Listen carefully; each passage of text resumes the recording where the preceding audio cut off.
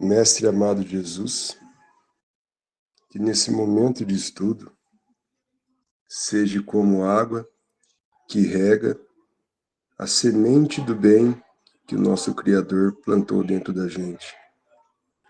Que essa semente possa florescer,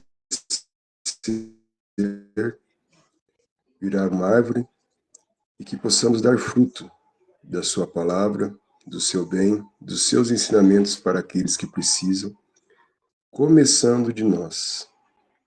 Pedimos, Senhor, suas bênçãos, que essas palavras, através da santa doutrina espírita, possa virar ações em nossos cotidianos. Pois sabemos, Senhor, que sem o seu auxílio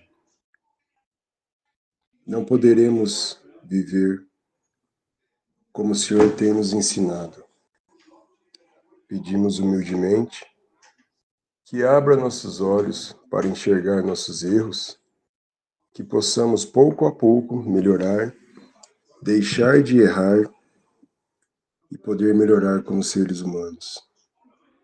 E que esse auxílio seja permanente, que possamos melhorar cada vez mais. Pedimos a bênçãos e que seja feito a vontade do Pai em seu nome. Muito obrigado, Jesus.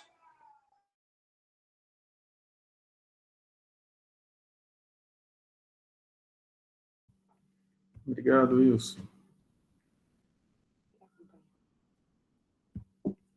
Nós paramos na pergunta 470 do Livro dos Espíritos. Aqui está falando das influências que os espíritos têm na nossa vida, né? Todos enxergam bem? Boa noite, dona Beth. Boa noite, Thales. Boa noite para todos. Os espíritos que ao mal procuram induzir-nos e que põem assim em prova a nossa firmeza no bem, procedem desse modo cumprindo missão? E, se assim é, cabe-lhes alguma responsabilidade? A nenhum espírito é dada a missão de praticar o mal. Aquele que o faz, fala-o por conta própria, sujeitando-se, portanto, às consequências. Pode Deus permitir-lhe que assim proceda, para vos experimentar.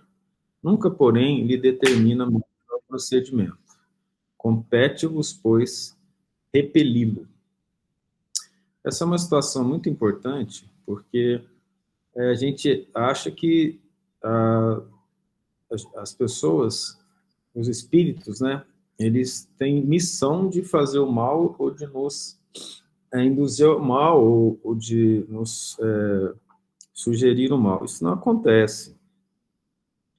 Deus permite isso. Quando, por exemplo, um espírito está nos obsediando e a gente consegue superar mentalmente esses efeitos das vibrações, dos pensamentos, ele vai embora. Se por algum motivo ele se exceder nesse processo, se por algum motivo ele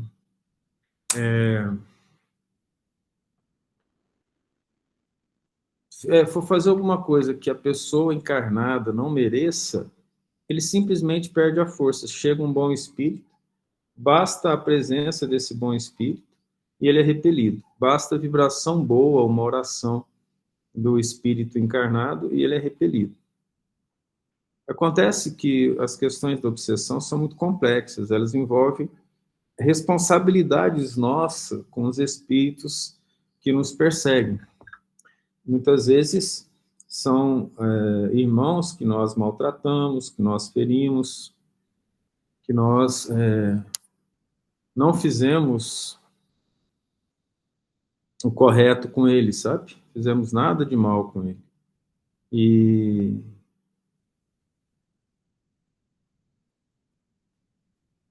se a gente pensar dessa forma, é até uma bênção ter o obsessor nos cobrando por ele mesmo as nossas dívidas, porque no momento que nós nos esforçamos para vencer os maus pensamentos, os maus procedimentos, nós damos o exemplo contrário daquilo que nós fizemos no passado. Então, se no passado a gente deu o exemplo da violência, nessa vida, quando ele se aproxima de nós, ele se aproxima com violência. Aí a gente mostra tranquilidade, em momentos que nós somos testados sobre a violência, a gente não exerce, então a gente mostra outra face, mostra para ele outra maneira de agir, mostra que nós modificamos, e aí a força dele vai diminuindo sobre nós. Mas se, por outro lado, nós nos comprazemos na violência, nós nos comprazemos nas más atitudes, aí ele fica com mais raiva ainda e fica com mais força sobre nós, piorando para nós o sentimento de culpa, logo fazendo com que as nossas vibrações se assimilem a dele. Eu citei violência, mas pode ser maledicência, gula, alcoolismo, uso de drogas, atitudes infelizes, de vários vícios quaisquer, que a gente, por exemplo, fez mal para esse espírito. Se numa vida passada nós abusamos do poder e ferimos muitos servos, né? Vou pegar um exemplo interessante. Na escravidão, muitos donos de fazendas no Brasil, inclusive as esposas, os filhos e filhas, os capitães do mato, as pessoas que exerciam autoridade e maltratavam os negros, muitas vezes, quando eles reencarnam, o ódio permanece durante um tempo, e aí essas pessoas reencarnam e o ódio deles volta, retorna, né? Quando essa pessoa está encarnada, fazendo sofrer. Teve um caso que aconteceu em Piauí, né, a cidade que eu morei quando era pequeno, e um senhor lá da região, ele acordava à noite sonhando que estava sendo chicoteado por negros. Ele estava como se fosse um negro amarrado e eles estavam chicoteando. Aí, quando acordava, ele estava com as manchas nas costas. Tamanha a força, né, e o processo de mediunidade de efeito físico. Mas eram manchas que quem viu disse, pessoas confiáveis, né, que eram marca de chicote mesmo. E ele sonhava com isso. Aí no centro espírita, conversaram com os espíritos, eles falaram que ele foi um senhor de escravo naquela mesma região e que ele chicoteava os negros, ele mesmo. Então a raiva volta e aí a pessoa não se melhora, né? Ela não foge à violência, nem à prepotência, nem aos mandos, e aí o sentimento de culpa, as vibrações idênticas, fazem com que as coisas cheguem a esse absurdo de,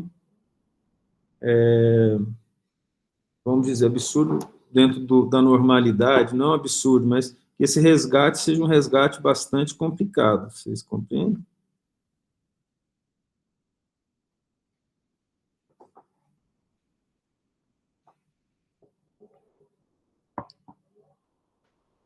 Compreenderam a questão aqui? Então, assim, nenhum espírito está ali para praticar o mal. Aí, ele se sente no direito de cobrar aquilo que foi feito com ele. Aí Deus permite, os dois aprendem. Nada na natureza, nada no universo de Deus é injusto. Então, o encarnado que sofre isso, ele não é uma vítima. Ele, na verdade, foi o algoz que agora está sofrendo as consequências. E Deus permite até que o resgate aconteça. O resgate acontece tanto mais rápido, quanto mais rápido o indivíduo melhorar e resgatar a sua dívida. Entende? Tudo bem? Então, ninguém tem... Oi. Tem um livro do Chico Xavier, do André Luiz, que exemplifica isso, né?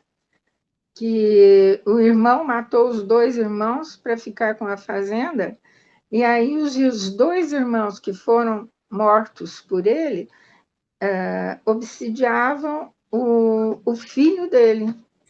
Eu não estou lembrada do nome do livro, De qual dos livros é? Eu não me lembro também, acho que a Maria Tereza lembra, Entre o Céu e a Terra, eu cheguei a citar É, isso. É, né? Não, acho que Hã? eu já li esse livro. Também estou na dúvida agora do nome. A história é exatamente essa, né?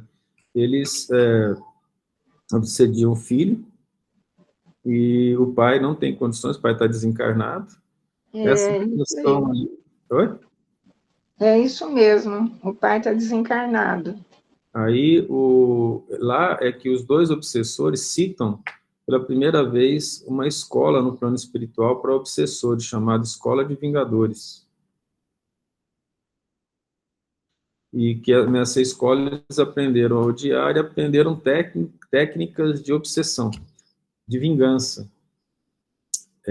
E nessa técnica de vingança, olha o que eles fizeram. Como esse filho foi criado por um pai avarento, ele manteve essa avareza com ele.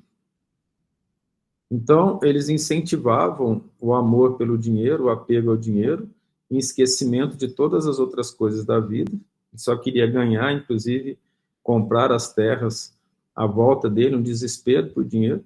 Esses dois espíritos mais, vamos dizer, livres, né? Eles buscaram vários espíritos que vibravam na avareza e colocaram em volta da casa dele para que a vibração de toda a casa ficasse numa base de avareza e alimentasse os sentimentos desse encarnado. Eu não conseguia conversar que não fosse sobre dinheiro, que foi chamado de monoideia. Esse foi um caso de obsessão muito profundo. E aí a mãe dele, que desencarnou depois, retornou para poder auxiliá-lo, né? Então, foi o André Luiz e um mentor, que eu não me lembro o nome, fazer o trabalho. Ah, eu me lembro o nome. Não me lembro o nome. Mas eu lembro a história deles agora, me veio a história deles. Aí ele ajudou o André Luiz, foi lá conversar, ver a situação toda. Fique à vontade, Wilson. Ô, Thales, esse lance de um cobrar do outro, né, que Deus permite. Isso para não virar um ciclo sem fim, isso é interrompido pela melhora que a gente tem quando encarnado, é isso? E poder trabalhar para ajudar o nosso obsessor também? Sim. A gente é responsável por essas pessoas, entende? A gente é responsável por essas pessoas. Como fala? O mal que a gente fez para eles, a gente tem que desfazer. E a gente começa a desfazer tanto na... Assim, eles estando encarnados ou não. Quando eles não estão encarnados, se eles não se melhorarem, eles não... como é que eu digo? Se eles não melhorarem, eles vão continuar com a vingança. Digamos que eles melhoram, eles nos perdoam. Aí eles seguem para a vida deles. No entanto, outros espíritos, com a mesma tendência nossa, por exemplo, na vingança, na avareza, eles se aproximam e fazem o trabalho dele de utilizar as nossas sensações, né? Também, e fomentar essa sensação. É assim, ó, o desencarnado, ele não tem condições de ter a sensação material do encarnado, aquela sensação de avareza, de sentir o dinheiro, porque o dinheiro não vale nada lá. Mas a sensação de ter o dinheiro, que é uma sensação de egoísmo muito profundo, de se sentir mais poderoso, ele quer ter. Então, ele não podendo ter essa sensação, ele se alimenta da sensação de quem está encarnado, ele se aproxima. Então, aquela sensação do indivíduo assim, nossa, eu tenho dinheiro, eu sou rico, eu tenho valores, eu tenho imóveis, eu tenho poder, eu posso fazer tal coisa, ele emite, e esses espíritos ligados a ele absorvem como se fossem eles mesmos. Eles se alimentam disso. Mas, olha que interessante nesse caso do livro, os dois irmãos, eles eram conscientes do que eles estavam fazendo, eram sim apegados a dinheiro, mas eles estavam cobrando uma dívida, não eram tanto quanto ele. Eles não eram tão avarentos quanto o encarnado, mas o que ele fez? Ele incentivou a avareza na vingança. Então, outras vezes, o indivíduo incentiva a avareza ou incentiva um vício porque ele não quer o bem de quem está encarnado. A vingança, veja como é que isso entra naquela questão da Bíblia, né? É muito interessante. Eu sou o Senhor teu Deus, que te tirou do Egito, da casa de servidão, não tereis outros deuses estrangeiros. Eu sou um Deus severo que toma a justiça dos pais nos filhos, até a terceira e quarta geração. Então, o filho só passou por isso porque tinha que passar. Se ele não merecesse passar, ele não passaria.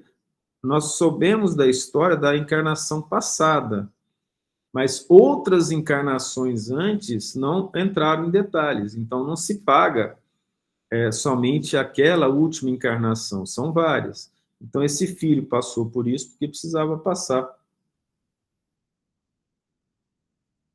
Entendeu? Oi. Pode Ô, falar. pai, tem como ter esse pagamento de dívida quando a gente está desencarnado também? A gente começa a resgatar a nossa própria consciência desencarnada. Quando a gente vai para umas regiões, por exemplo, teve um caso em outro livro do André Luiz, foi esse mesmo, em que, nesse caso, o André Luiz encontra, agora não sei se é esse mesmo, ele encontra um avô dele que era avarento. E o avô dele está num grupo de espíritos avarentos também, muito avarentos. E eles pegavam os cascalhos, né, do plano espiritual da Terra, falavam assim, meu ouro, meu ouro. Eles juntos assim, precisamos proteger o nosso ouro, em monoideia. Não podem roubar o nosso ouro, desencarnados, em um estado de altíssimo sofrimento. Então, ele próprio, pelas ações que ele toma, ele entra nesse processo de autossofrimento, entende?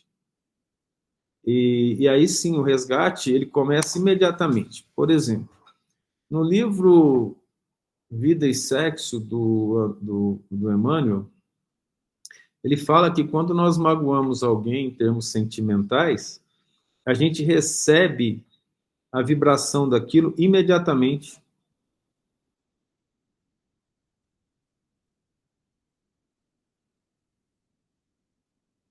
Você compreende?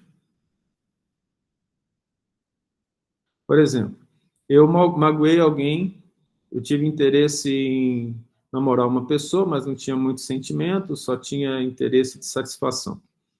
Aí, eu magoei essa pessoa de forma egoísta, que eu não me preocupei com os sentimentos dela. Imediatamente, a gente recebe as vibrações de volta dessa mágoa. Aí a pessoa pode achar que ela está por cima, que ela não está sentindo. Não, isso fica marcado no perispírito e ela já começa a sentir o processo de obsessão e o processo de marcação no perispírito, de diminuição da energia geral, mal-estar, desequilíbrio, falta de controle dos pensamentos, e as coisas quando começam a não dar muito certo. Então ela pode sorrir, mostrar uma certa alegria exterior, mas por dentro não. Então, por dentro que eu falo é assim, o íntimo não está bem. Então, nós resgatamos profundamente tudo que nós fazemos para os outros de mal, assim como também é imediato todo o desejo do bem.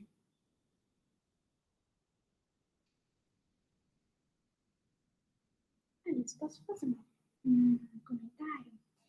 É o seguinte, de qualquer forma, como você disse, é muito bom que os obsessores, eles estejam incomodando a gente por causa do nosso passado. E, assim, seria um modo de eles poderem também perdoar a gente e a gente também, como é que fala? A gente... Se melhorar? Porque se a gente não procura se melhorar sem ter a dor, a gente tem que se melhorar com a dor. Sim. É isso. Mas olha só, o nosso bom procedimento, todo bom procedimento, os bons espíritos falam, ele tira a força da obsessão. Mas se eu continuo fazendo mal, eu mereço ter essas companhias. Passar pelo processo de obsessão, ele é doloroso mesmo, e a dor ensina, nos faz pensar, porque ninguém gosta de dor, nem moral, nem física. A dor física, a gente procura médico, medicamento, tratamento. A dor moral é a busca do médico, o médico é Jesus. E o tratamento é feito por nós mesmos. E o remédio é a caridade, é o bem que se faz. E hoje as afecções morais, elas são muito mais profundas do que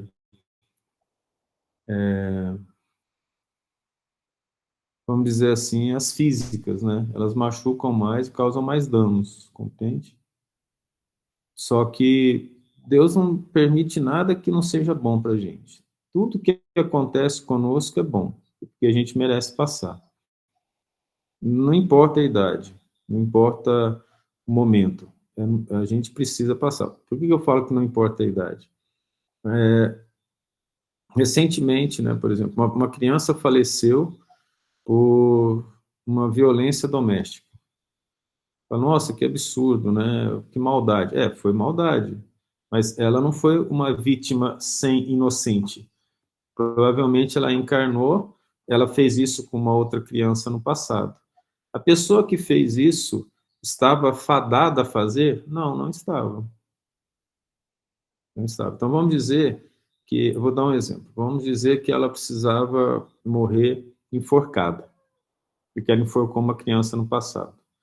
Aí o pai que odeia, colocou perto do inimigo, ele vai ser testado nessa mesma situação, ele tem que dizer não.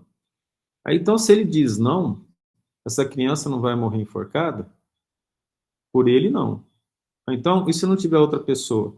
Eu vi um caso muito interessante, que uma criança estava brincando com uma corda amarrada no mastro. Ela fez uma bobagem tão grande, ela correu com a corda, de alguma forma a corda pegou no pescoço dela, ela caiu enforcada. Ela teve a mesma sensação de ser enforcada, e ninguém gerou isso, entre aspas, que não fosse um procedimento dela mesma. Então ela morreu da mesma maneira que deveria morrer. Mas ninguém fez isso por ela, entendeu? Ninguém precisou fazer isso. Então, a criatividade e a possibilidade de acontecer as coisas é muito grande. Por exemplo, o indivíduo veio para levar um tiro na cabeça e sobreviver, porque ele fez isso com outra pessoa. Não tem ninguém para dar o tiro. Nenhuma das pessoas que estão com ele vão dar o tiro. Aí aconteceu um caso que já virou até livro, né, que chama O Erro de Descartes, que é contado num livro. Um livro chama O Erro de Descartes. O indivíduo está trabalhando na linha de trem, acontece alguma coisa que eu não me lembro o que foi, e um estilhaço de aço atravessa o cérebro dele e fica atravessado aqui.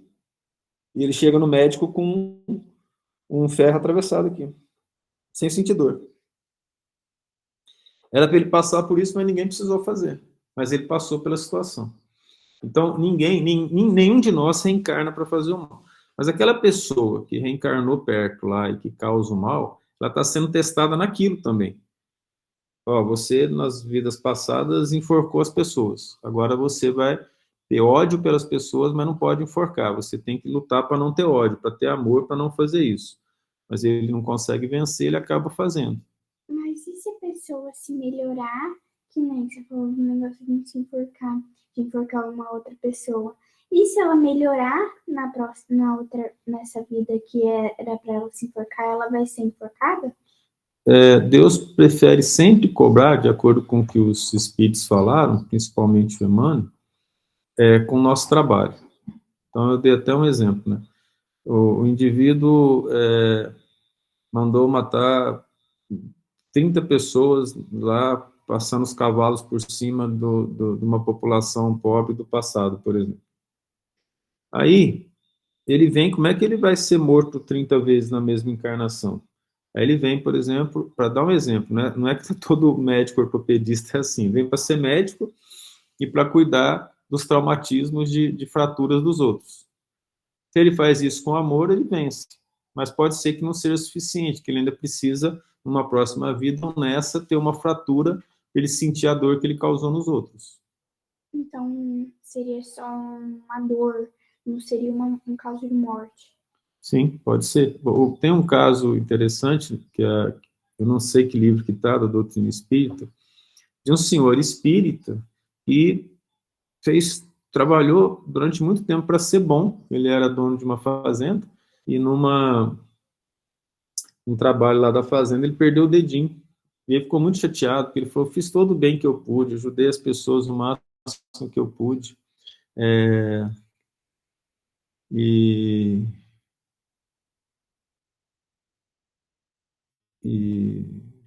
Falaram que ele podia ter perdido a mão. Exato. Aí ele ficou muito chateado, foi no centro espírita e ele questionou, né? Aí ele falou, os espíritos falaram para ele, não, era para você ter perdido a mão, no seu trabalho você só perdeu o dedinho. Ele precisava sentir a dor disso, porque ele tirou a mão de outra pessoa. Mandou cortar a mão de outra pessoa. Mas ele perdeu uma parte para ele sentir a dor, mas o trabalho durante boa parte da vida dele, no bem, fez com que ele resgatasse pelo trabalho. Por isso que eu costumo dizer que os professores são pessoas altamente endividadas, porque você tem que ensinar para muita gente, porque passam milhares de alunos por você durante a vida, né? Então, se você dá um bom exemplo de fazer direito, ser educado, ensinar com amor, ensinar ética, não é que você vai parar só ensinar ética. Você consegue tratar, porque provavelmente foi utilizada para desencaminhar os outros. Muito provavelmente. Entendeu? Então, tudo que venha a nos acontecer, muitas vezes, é uma situação que nos faz bem. Teve uma pessoa que nós tivemos contato um tempo atrás, ela não é espírita, né? Mas ela foi diagnosticada com câncer. Aí ela falou assim, mas por que Deus me mandou isso? Aí nós falamos, olha, pensa que não é melhor você salvar a alma, isso respeitando a crença dela, né? Salvar a alma do que salvar o corpo, já que a vida eterna é a alma que tem que ser salva? Ela falou, mas por quê? Porque muitas vezes é melhor a gente entender a dor do outro pela dor que a gente sofre. Então, a doença aqui na Terra, ela é o começo da redenção da alma. O corpo fica doente, mas a alma começa a se redimir. Aí eu posso aproveitar a doença para entender o que está me acontecendo, ser mais humilde, mais dedicado ao bem. Ou eu posso me revoltar contra Deus, achar que eu não mereço aquilo. Eu não mereço essa doença. E aí, falar, Deus foi injusto comigo, e achar que eu preciso ter um tratamento melhor que o dos outros. Então, por exemplo, aqui na Terra, nós temos pessoas em altos e baixos níveis de doença. Doenças debilitantes, doenças que vão causar morte em determinado tempo. Você imagina a pessoa doente sabendo que ela vai morrer daqui a um tempo. Muitas vezes o médico fala, não tem mais do que 3 meses de vida. Imagina você recebe um diagnóstico, fala, você não tem mais que 3 meses de vida. Ela começa a pensar na vida inteira dela, fala, como é que vai ser a morte? Aí as pessoas começam a ver que não faz sentido acabar e ela ser julgada para o céu e para o inferno durante essa vida. Ela começa a repensar muito a vida. Aí nós temos casos na literatura científica até, os casos de cuidados paliativos, que são os cuidados das pessoas que estão destinadas a falecer em determinado tempo, que elas têm as que se revoltam mesmo, não quer ver os outros, dá trabalho para os enfermeiros, para o médico, e tem aquelas que se tornam muito humildes, e elas se colocam numa posição de aceitar a vontade de Deus e entender de alguma forma, sem lembrança do passado, que ela merece passar por aquilo. Mas com essa variedade de doenças, por exemplo, de problemas aqui na Terra, de pobreza, de poder, de doença, então, olhando de uma forma fria, sem um raciocínio espiritualizado, eu posso achar que Deus é injusto. Mas se eu pensar que não é uma única encarnação que existe, e que eu estou passando por situações para me aproximar de Deus, num tempo que é diferente do tempo que a gente pensa aqui na Terra, de duração, por exemplo, uma pessoa com 100 anos fala, nossa, como ela é longeva, né? Mas o Espírito tem milhares, milhões de anos. Nós já temos anos quase impossíveis de contar, em termos de criação de Deus. Nós somos criados por Deus há bilhões de anos atrás. Então, nós somos espíritos também milenares como humanos. Nós reencarnamos como humanos, começamos a reencarnar como humanos há cerca de 1 milhão de anos atrás.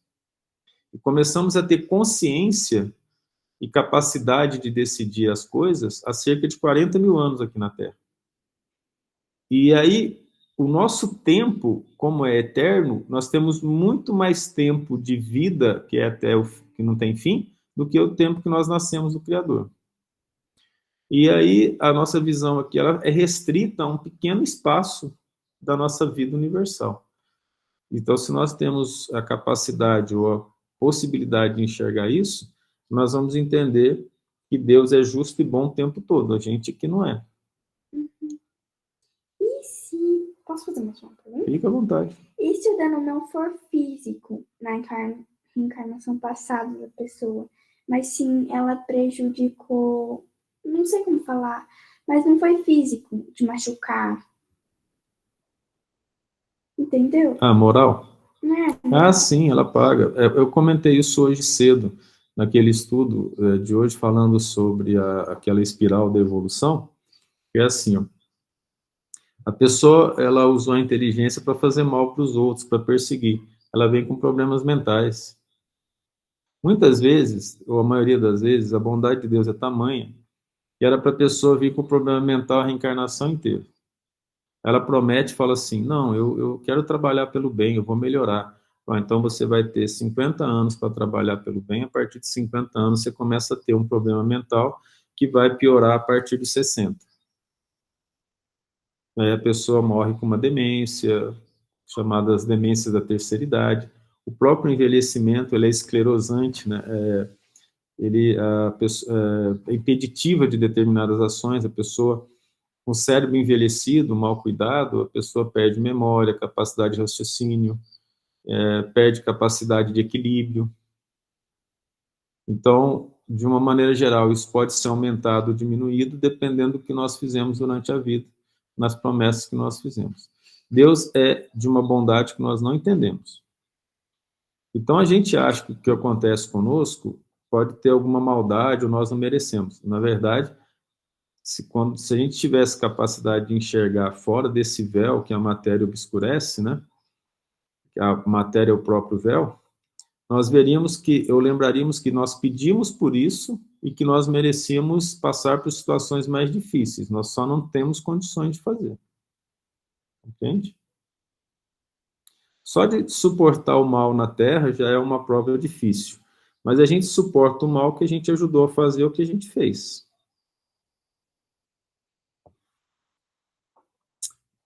Mais algum comentário? Não? Alguma pergunta?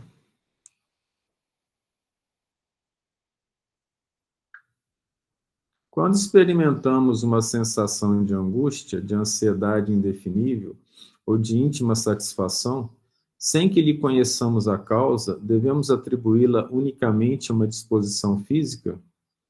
É quase sempre efeito das comunicações em que inconscientemente entrais com os espíritos, ou da que com eles estivestes durante o sono. Quase sempre, não é sempre. É claro, o indivíduo que tem um problema de fígado, comer muito óleo, muita gordura, ele vai ter uma fraqueza, uma angústia. Isso não necessariamente é espiritual.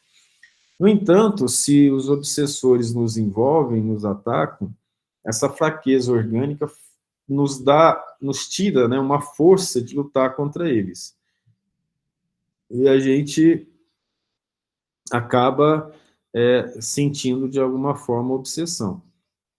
Eu estou tendo que tomar muito cuidado, já há um bom tempo, com a fraqueza orgânica, porque a fraqueza orgânica eu já quase entro num processo de depressão, porque estou sem forças para lutar sempre. O que salva é a oração. Entende? Então, normalmente a fraqueza orgânica facilita a ação dos obsessores. Se eu oro, ela também facilita a ação dos espíritos. Os bons espíritos vêm e me ajudam. Então, já senti isso várias vezes. Se alguém sentiu também, pode falar sobre isso. Então, não está se sentindo bem, aí você faz uma oração profunda, pede ajuda, medita, muda. Você sai de um estado de angústia para um estado de tranquilidade, de serenidade, de esperança. Isso acontece muitas vezes, mostrando que, de fato, essa é uma influência espiritual. Mesmo os indivíduos não médiums, eles passam por isso. Entende?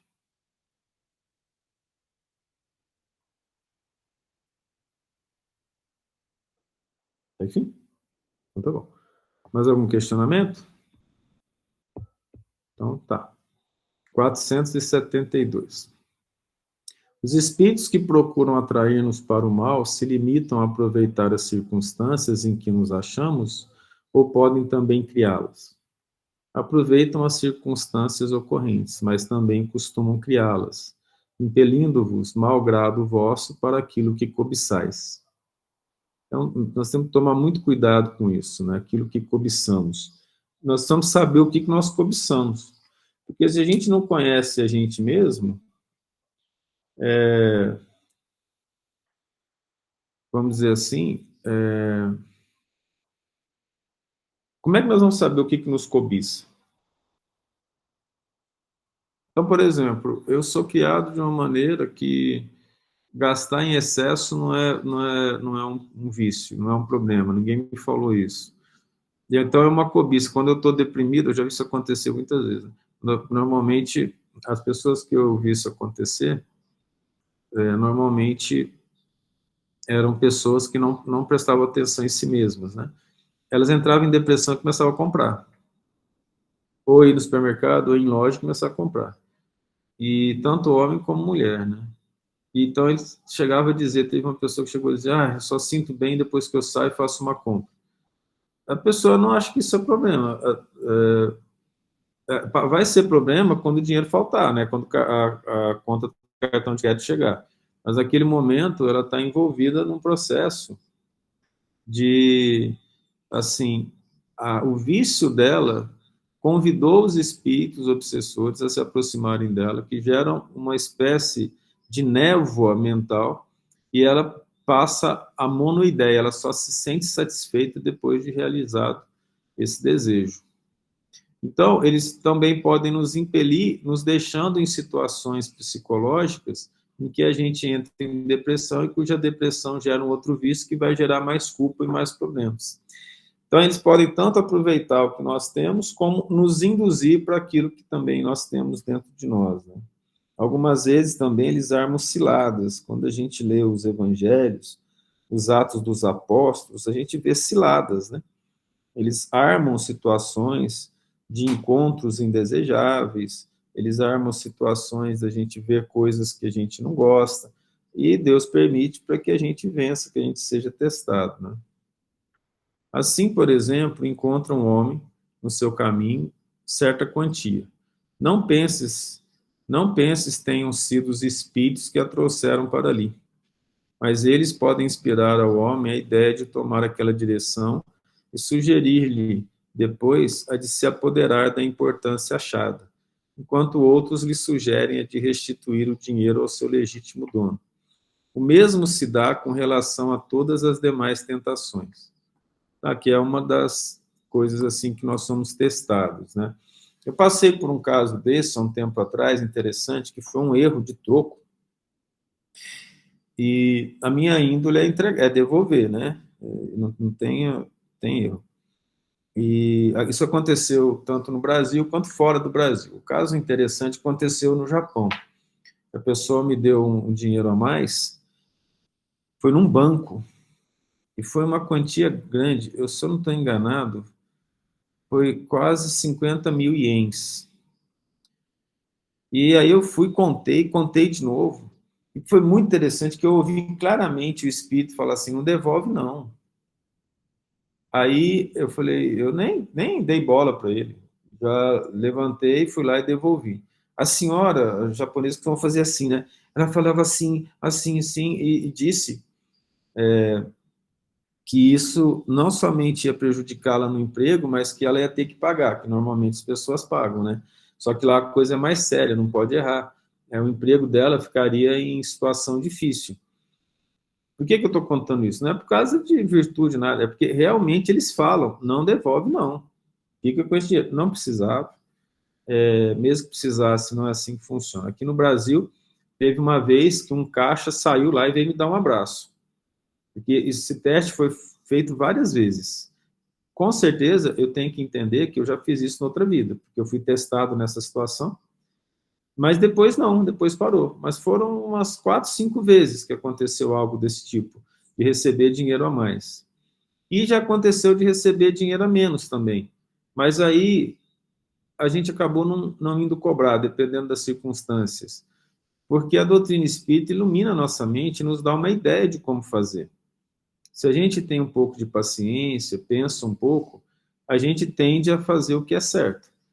Se demorar muito, é até bom, que eu cheguei a uma conclusão que decisões difíceis devem ser tomadas só depois que a gente dormir um pouco, sabe? Porque você ora, dorme, conversa com os bons espíritos e vê o que vai fazer. Nem por isso você vai tomar a decisão certa, a melhor que você acha, mas pelo menos a mais caridosa possível. Mas é questão da gente treinar para fazer isso. Eu cito esses exemplos porque eu ouvi claramente as coisas. Falarem comigo assim, aparecendo alguém falando na minha orelha em voz alta mesmo. Faça isso, não faça isso. E os espíritos deixam porque a gente tem que ser testado, os bons espíritos que eu estou falando. E cabe a nós tomar a decisão. E se fosse um encarnado do lado? Não devolve esse dinheiro, não. A mesma coisa, o indivíduo vibra nas mesmas circunstâncias, no mesmo nível do desencarnado que está obsediando. Fazer o certo é o que a gente tem que fazer sempre. E não é para os outros verem. Isso que precisa ficar claro. Muitas vezes as pessoas fazem o certo para os outros acharem que ela é boa. A gente tem que fazer para a nossa consciência. Quem falou isso foi o Divaldo Franco. Ele falou assim, a gente não tem problema, né, de cometer erro, a não ser que o vizinho veja. Foi interessante ele falar isso, né? Então, perante os outros, eu mostro uma face, mas quando eu estou sozinho, eu faço outra coisa. Mas a pessoa não percebe assim, que a crença dela em Deus tem que se basear num ser que tudo sabe, tudo vê e tudo entende. E a gente quer enganar Deus como ama os homens, não tem condições, né? Compreendem? Então, essa questão da obsessão, ela é sim uma epidemia no mundo, e bastante complexa. Mas nós podemos superar isso através do trabalho no bem, né? Ó, essa situação aqui, ela está sendo citada. Para entender isso profundamente, o livro Entre a Terra e o Céu mostra isso em detalhes. Por isso que nós falamos que a obra do Chico, ela vem implementar, ela vem comentar essas questões do Livro dos Espíritos, do Evangelho segundo o Espiritismo, do Livro dos Médiuns.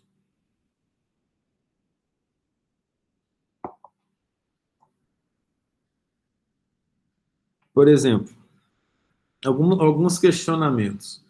A pessoa quer saber assim, é bom ir numa festa, numa boate, num bar? Vai ler o livro Sexo e Destino. Lá tem uns capítulos o comentário do que acontece num bar dançante, da década de 50, 60. E ali, o André Luiz vai explicar com certos detalhes o que acontece do lado espiritual, o que os obsessores fazem, como que eles influenciam os encarnados e como que os encarnados sofrem essas ações. Então, obviamente que aqui no Livro dos Espíritos não vai contar essas histórias reais associadas a esse processo. Mas são situações muito complexas. Deus nos ama tanto que nós podemos, se a gente não tiver condições de enxergar a realidade, mas tivermos boas intenções, a gente é capaz de passar boa parte de uma encarnação sem enxergar a realidade que está à nossa volta. Porque a própria ilusão, ela nos protege de dores mais profundas da alma. Mas no momento que nós optamos por sermos filhos de Deus, por fazermos o bem, a consequência é o entendimento da realidade que nos envolve.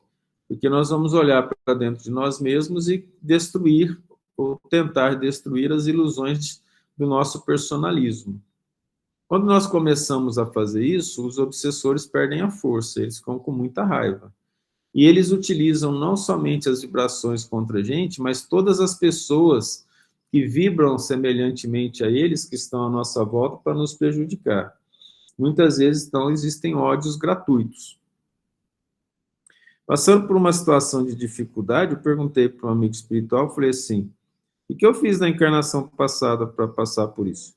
Ele falou, não, dessa vez não foi questão de um problema com a pessoa de forma pessoal, não, do passado. Eu falei, mas então o que que é? Eu falei, não, são os seus obsessores que estão utilizando essa pessoa para fazer o mal. Por quê? Eu falei, porque são inimigos do bem. Aí eu pensei assim, mas se não tem essa questão de dívida do passado, né? Por que a pessoa está fazendo isso? Ele disse assim, Jesus nunca reencarnou na Terra e eles não perseguiram Cristo? É simplesmente a perseguição contra o bem. E ele foi bem sincero comigo, né? Você não é uma pessoa boa, você está cheio de defeitos, mas o desejo de fazer o bem incomoda. Então, toda perseguição desse nível está associado ao trabalho de fazer o bem. É que nós falamos, todo trabalhador do Cristo que se assume como trabalhador do Cristo, e não tem jeito de falar assim, não, eu vou esperar ser anjo para trabalhar para Jesus, aqui na Terra está cheio de defeitos. Mas se você deixar de trabalhar porque você tem defeito, não cresce. A questão é que enquanto você está trabalhando, você vai vendo seus defeitos. Aí entra a questão de analisar a si mesmo, entender os processos, aceitar o que tem que mudar, saber pedir perdão, perdoar profundamente e ir lutando nesse sentido. Algum comentário? Nada? Ninguém tem nada para comentar da influência dos espíritos na nossa vida, questão de médium que tem nesse estudo? Só para você ficar contentinho. Você sabe que, antigamente, eu ia lá em Araçatuba, no centro, aos sábados de manhã. Quando eu chegava em casa, que eu ia fazer as coisas de casa, nessa época eu fazia muito tomate seco, eu ficava o tempo inteiro cantando, acho que é um ponto da Umbanda, leva, leva, leva, tudo para o fundo do mar. Nossa, eu cantava isso. Eu queria parar, mas não conseguia. Hoje, depois do nosso estudo, eu fui fazer o almoço, né? Eu comecei a cantar uma música de Maria, agora eu não vou nem lembrar a música, mas aquilo grudou que nem chiclete na minha cabeça. Eu tenho a impressão, na época, vários fatos, que quando acontecia isso, várias outras ocorrências me levaram a perceber que eu tinha ou um amparo na época de Maria, ou dessa corrente de Maria, e depois passou, nunca mais tive. E hoje, novamente, e na hora eu lembrei dessa fase lá em Araçatuba. Então, eu fiquei sem entender se eu voltei a ter essa ligação, mas eu me senti muito bem. Eu gostei da sensação. Só para você ficar alegrinho, tá vendo? Era influência. Não, mas a gente recebe muita influência, né? O tempo todo, quase. Lembra de tolos que são, eles vos conduzem, né? Nós vivemos cercado por uma multidão de testemunhas. E isso é suficiente para a gente compreender que as nossas ações, elas afetam o mundo espiritual. A gente faz uma coisa ruim aqueles que nos odeiam, odeiam mais, e se nós fazemos uma coisa boa, os que nos odeiam perdem a força e os que nos amam ficam felizes. E por isso que a questão é de foro íntimo. O dever é o mais lindo laurel da razão. A lição, o dever no Evangelho segundo o Espiritismo. Por que da razão? Porque eu tenho que pensar para cumprir meu dever da melhor maneira possível, o dever espiritual, né? Não é o dever das profissões, a própria lição fala isso. O dever espiritual, quando bem cumprido, dá serenidade, calma, tranquilidade, tudo, né? Na nossa vida. Mas aqui na Terra, a situação é muito complexa, muito difícil. Nós temos um passado muito grave para resgatar. E os sofrimentos que não são mais causados pelo homem, é outra maneira de entender essas circunstâncias, eles são causados por fatores. Por exemplo, eu preciso morrer de uma certa maneira. Isso pode acontecer durante um terremoto, durante um acidente de carro, durante a queda de um prédio. O Chico contou o caso do edifício que pegou fogo em São Paulo, né? Que as pessoas que morreram lá foram as pessoas, a boa parte das pessoas responsáveis por mandar os irmãos para a fogueira desde a Idade Média. E aí juntou tudo em São Paulo, tinham que morar todos no mesmo prédio, imagina a organização do plano espiritual, e o prédio pegou fogo e as pessoas morreram queimadas. Obviamente que vai ter gente que estava mais perto do fogo e gente mais longe. E tudo isso foi programado da maneira que a justiça fosse feita. Aquele que deveria passar por uma situação de maior sofrimento ou de menor sofrimento, tudo aí foi organizado dessa maneira, né? Entende? E aí, para a gente também, nossa, todo dia, tem vários tipos de obsessores, né? Tem os obsessores que odeiam, tem obsessores que odeiam porque a gente é espírita, tem obsessores que odeiam porque uma palavra nossa ajudou um irmão necessitado, e os obsessores dele ficaram muito bravos, e tem os obsessores que lutam contra a... Como é que fala? Contra a causa do Cristo, né? Entendeu? Sim, obrigada. Dispõe. Vamos Thales, para... Oi? essas enchentes, essas tragédias que estão tendo agora, inclusive políticas, né? Sim. Elas são todas programadas também. Porque, olha, acabou uma enchente, já veio outra. Mal o pessoal conseguiu voltar para uma casa, perdeu aquela casa também. É tanta coisa, né? Ameaça de países com a gente, ameaças de países com outros países, as guerras que estão tendo, tudo isso é provação. Será que nós estamos tão ruins assim como ser humano? Olha, dona Beth, eu tenho até um certo receio de falar isso para a senhora, mas se a gente fizer uma análise profunda da personalidade nossa aqui na Terra, nós vamos encontrar o egoísmo arraigado e uma maldade muito grande. Porque a gente, quando se apega muito às questões culturais e a gente não entende muito, e nós não entendemos muito a moral do Cristo, nós vamos ver que a maneira como nós organizamos a economia doméstica, ele pode determinar mais ou menos egoísmo. Porque no momento que a gente começa a pensar só na gente, em detrimento de qualquer irmão, em qualquer lugar, a gente está sendo egoísta. Eu levei alguns sustos quando eu fui perceber que nas minhas orações durante muitos anos, ela era sempre egoísta, mesmo orando com profundidade e com amor. Os pensamentos chegavam sempre pedindo alguma coisa pelos outros, mas de qualquer forma, pedindo pelos outros, só que ainda me tendo como foco do processo. Aí, quando a gente treina a se despersonificar, não é só a gente pedir pelos outros, mas a gente entender que os direitos são os mesmos como filhos de Deus. E quando a gente chega a essas conclusões, a gente percebe claramente que a maioria das nossas ações ela está arraigada no egoísmo. Se fosse diferente, a Terra não seria um planeta no final do estágio de provas e expiações, começando a regeneração.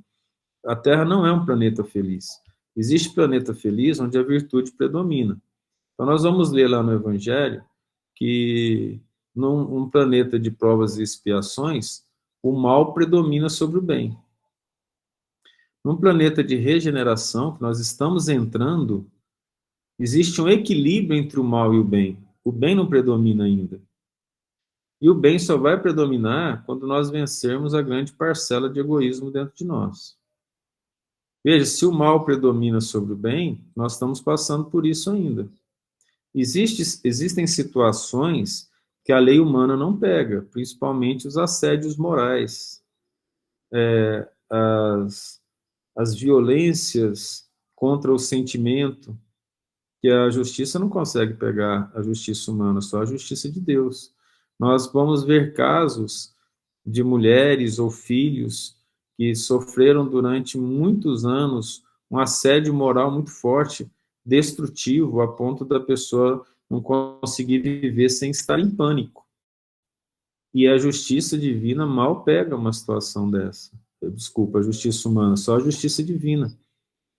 E aí, quando a gente vai lutar pelos direitos dessas pessoas, como não existe uma prova factual, material, a pessoa sai impune, mas ela é capaz de fazer mais mal e, de uma certa forma, com mais tortura do que uma violência física, porque a violência mental, ela permanece com o indivíduo durante a vida, gerando traumas. E, infelizmente, a maioria não percebe essas coisas. Como a gente não percebe, os cataclismos, as enchentes, as guerras, os terremotos, os acidentes, são situações em que nós somos chamados à realidade. No capítulo 1 do Evangelho segundo o Espiritismo, nós vamos ter o caso do povo de Israel, uma lição escrita por um espírito israelita. Esse espírito israelita, ele fala assim que as tragédias que o povo de Israel passou eram necessárias por ser um povo muito orgulhoso. Eles precisavam passar por toda aquela tragédia. Aí nós estávamos no Japão na época em que aconteceu o tsunami. E a gente perguntou, né? Perguntei para o amigo espiritual assim a situação. Ele falou: a única maneira de mostrar a eles que o poder é divino e não humano é abalando as estruturas básicas financeiras que eles vivem. É interessante que o terremoto aconteceu na parte mais rica do país, que foi a parte do litoral leste, que é o litoral que tinha Tóquio. O outro litoral, que é o que eu estava vivendo, do lado oeste, teve um pequeno abalo, quase nada aconteceu. Então, pegou a parte mais populosa e mais rica do país. E mexeu com a situação financeira do país. Houve uma diminuição do salário dos funcionários públicos em 20%, alguns meses depois. Mexeu com as estruturas das casas que eles moravam, né? Foi uma questão bastante complexa, a questão da matriz energética. Depois daquilo lá, o Japão está em recessão desde aquele momento. Então, o amor de Deus é muito grande, e um povo que não tem uma ligação profunda com Deus, com o amor ao próximo, com a caridade, acaba precisando passar por essas provas coletivas. Não, nós não somos bons ainda. Eu gosto muito de pedir a Deus, sabe, por esse povo, porque eu não faço ideia como deve ser triste a guerra, como deve ser horrorosa. Eu morei uma temporada na Alemanha quando ainda era solteira, no intercâmbio, e, para te falar a verdade, eu convivi com gente que viveu a guerra, sabe? Os pais da casa eram refugiados, então eles me contavam as coisas. No início eu não entendia muito bem, não, depois eu comecei a entender melhor. A gente fica tão chocado com essas coisas, tá? Eu não consigo entender para que tanta guerra, para que tanta luta por poder. Poder não vale nada, gente. Não vale nada. Eu não entendo até quando o ser humano vai continuar assim. Eu peço tanto a Deus que acalme o pensamento, porque eu vou te falar, eu não concordo com guerra, com essas coisas. Eu acho que nada disso resolve, sabe? Pelo contrário, da revolta, da raiva. Eu imagino que cada família que perde um, dois, três filhos numa guerra dessa, nessas que estão acontecendo, né? Deve tomar uma raiva, deve tomar uma birra de violência. Será que não aprende? Será que tem que voltar mais quantas vezes? Sei que é muito assim, especial para explicar. Me dá uma luz para me aceitar isso, porque eu não aceito, não conformo com isso, com guerra, achando que vai resolver o problema. Eu te matar, eu resolvo o problema. Não resolvo. É coisa do homem, né? O homem que não está muito distante de Deus ainda. Isso mostra o que a gente falou, nós não somos bons, né? Então nós utilizamos a guerra. Mas não é uma coisa divina, não. O senhor tem razão. É algo muito triste. Algum comentário a mais? É sempre bom comentar, né? Então, voltaremos às 19h15, tá bom? Fiquem com Deus até daqui a pouco.